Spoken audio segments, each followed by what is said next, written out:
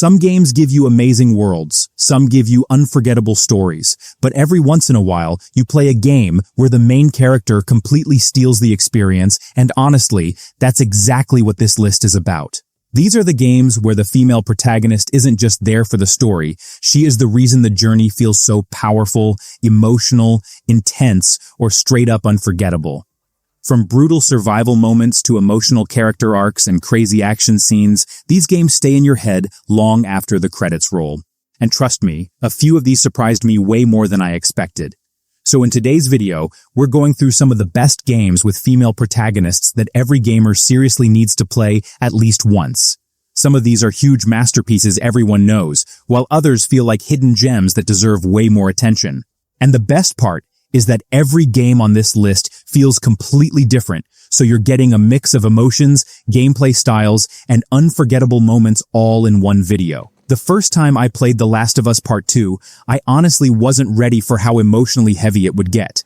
This isn't one of those games you casually play for fun and forget a week later. It pulls you into this brutal world where every fight feels desperate, and every quiet moment somehow hits even harder.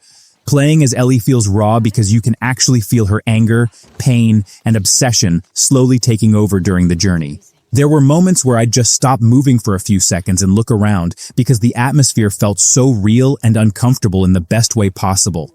The combat is insanely intense too. Even simple encounters feel terrifying because resources are limited and enemies react so naturally that every fight feels personal.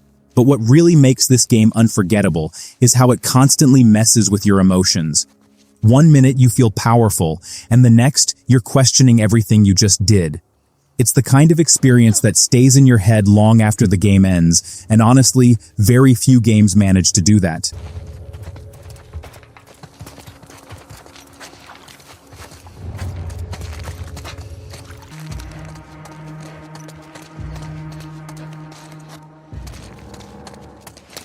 Playing Horizon Forbidden West honestly felt like stepping into one of the most beautiful worlds I've ever explored in a game. The moment Aloy starts traveling through ruined cities, massive forests, deserts, and underwater areas, the game just keeps throwing these jaw-dropping views at you nonstop.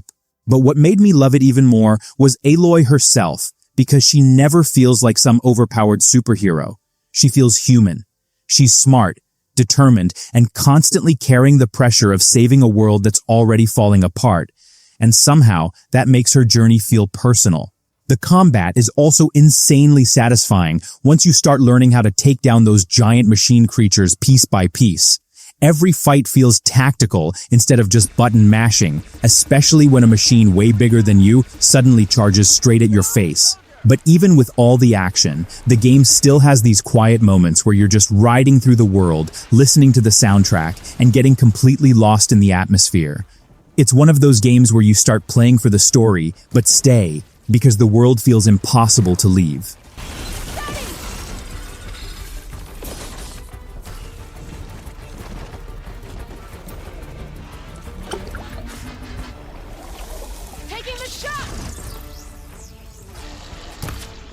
When I played Tomb Raider, it honestly felt like watching Lara Croft transform from a normal survivor into an absolute legend right in front of me. What I love about this game is that it doesn't start with Lara already feeling unstoppable. At the beginning, she's scared, injured, and completely overwhelmed by everything happening around her, and that makes every moment feel way more intense. You actually feel the struggle while climbing through collapsing caves, escaping dangerous enemies, and trying to survive on this brutal island.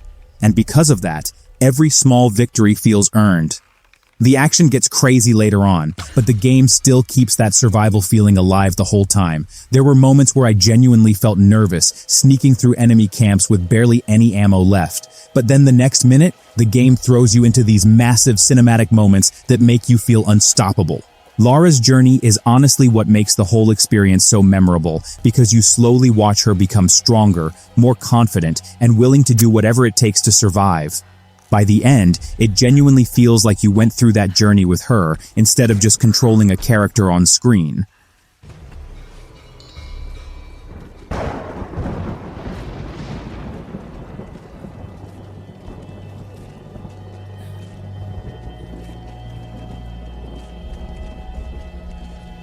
I went into Hellblade, Senua's Sacrifice, expecting a dark action game, but honestly, it turned into one of the most unforgettable experiences I've had in gaming. The entire journey feels deeply personal because the game puts you directly inside Senua's mind, and the way it handles fear, isolation, and psychological struggles is genuinely intense. Playing with headphones completely changes the experience too, because the voices constantly surrounding her make every moment feel uncomfortable and immersive at the same time. Sometimes they're warning you, sometimes doubting you, and sometimes just making you question what's real.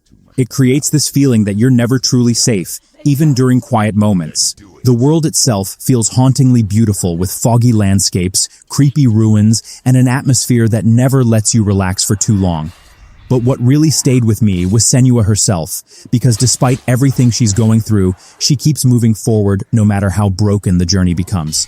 By the end, it honestly felt less like finishing a game and more like surviving an emotional experience that sticks with you for a long time. And trust me, the next few games take things in completely different directions, but every single one proves why strong female protagonists can make a gaming experience feel way more memorable.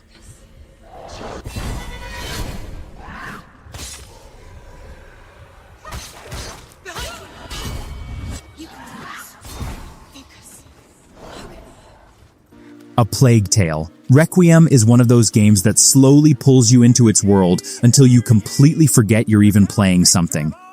What hit me the hardest was the relationship between Amicia and Hugo because it feels so real the entire time. You can actually feel the exhaustion, fear, and desperation in the way they talk to each other while trying to survive this horrifying world filled with death, soldiers, and endless swarms of rats. Amicia especially became one of my favorite protagonists because she's not trying to be some fearless hero. She's just a sister doing absolutely everything she can to protect the only family she has left, and that emotional pressure follows you through every moment of the game.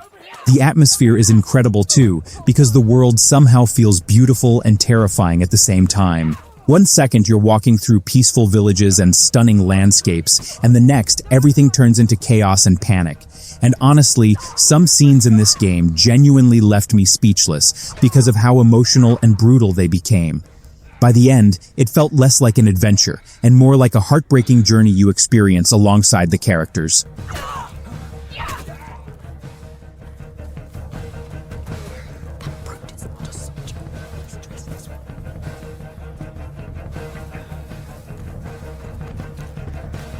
The weird thing about Control is that for the first hour, I honestly had no idea what was happening, but that's exactly why I couldn't stop playing it. The entire game feels like stepping into some mysterious place where reality itself is broken. Every hallway, every room, and every strange object makes you feel curious and uncomfortable at the same time. But Jessie as the main protagonist fits this world perfectly because she never feels overdramatic or forced. She feels calm, determined, and genuinely believable while dealing with all the insane supernatural chaos around her. And once the combat starts opening up, the game becomes ridiculously fun. Throwing objects across rooms with telekinesis while enemies float through the air never stops feeling satisfying. There were moments where I'd walk into a fight and suddenly feel like the most powerful person alive. But even with all the action, the mystery of the world keeps pulling you forward because you constantly want answers. The deeper you go into the building, the stranger and more fascinating everything becomes. It's honestly one of those rare games where confusion somehow becomes part of the experience in the best possible way.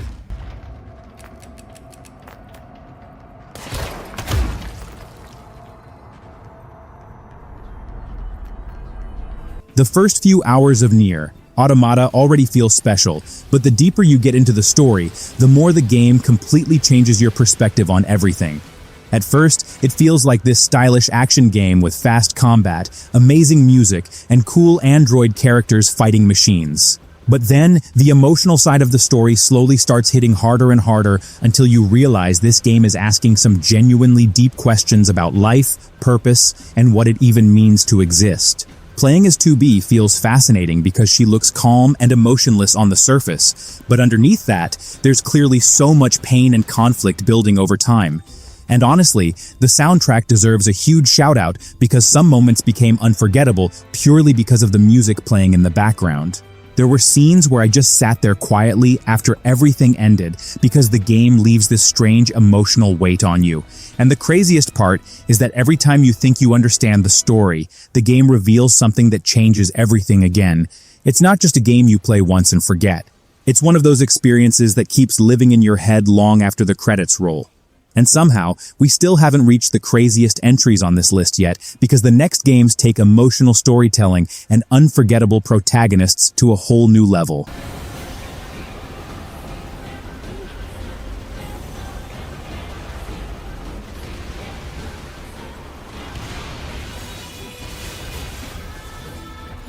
Playing Bayonetta feels like pure chaos in the best way possible. From the very first fight, the game throws you into these insanely over-the-top action scenes that somehow keep getting crazier every single hour. But what really makes the experience unforgettable is Bayonetta herself because she completely owns every moment she's on screen. She's confident, stylish, funny, and so ridiculously powerful that even simple fights feel entertaining just because of her attitude alone. And honestly, the combat still feels amazing even years later. Once you start learning combos, dodges, and slowing down time during perfect evades, every battle starts feeling like this fast-paced dance where you're pulling off impossible moves non-stop. There were moments where I finished a fight and genuinely thought, okay, that looked insanely cool. But underneath all the madness and flashy action, the game also has this weird charm that keeps everything fun instead of taking itself too seriously. It's one of those rare games where you can tell the developers just wanted players to have an unforgettable time, and somehow every crazy boss fight feels bigger than the last. By the end, it honestly feels like you survived the wildest action movie ever made.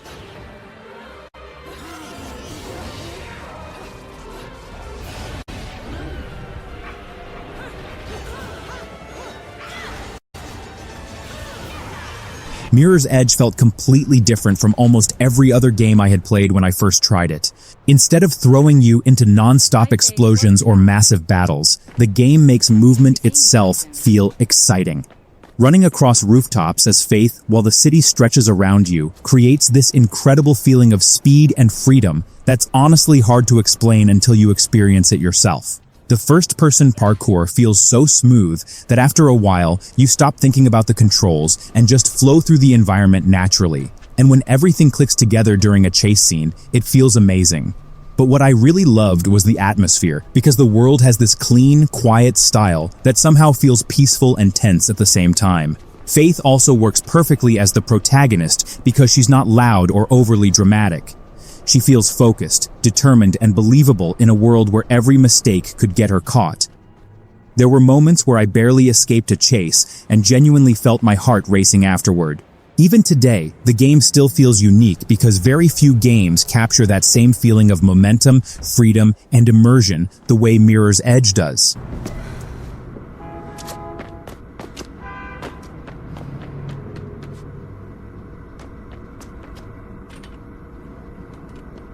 Playing Returnal feels like getting stuck inside a nightmare that keeps changing every time you wake up. From the very first crash landing, the game throws you into this alien planet that feels alive, hostile, and completely unpredictable. And the worst part, in the best way possible, is that nothing ever feels stable.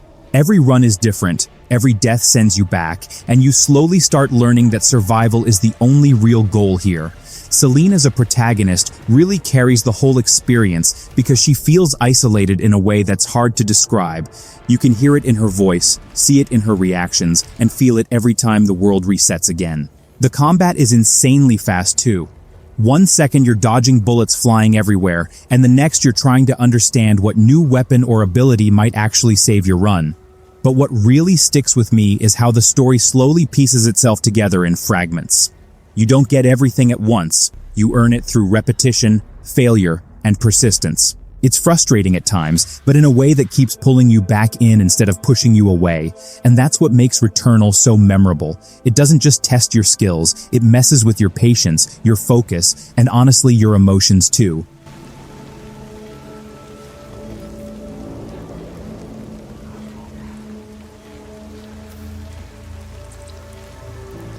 And that's it for today's list.